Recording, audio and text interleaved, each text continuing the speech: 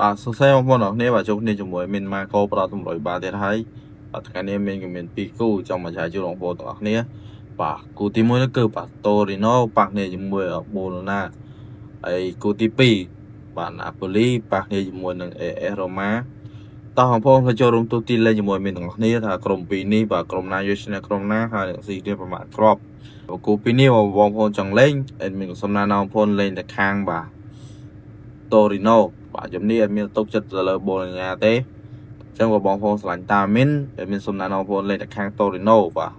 គូពីនេះអត់មានគឺជាថាអាចនឹងស៊ីគ្នាគ្រាប់តិចផងដែរហើយប្រគូទី2បាទណាប៉ូលីប៉ះនេះជាមួយអេសរ៉ូម៉ា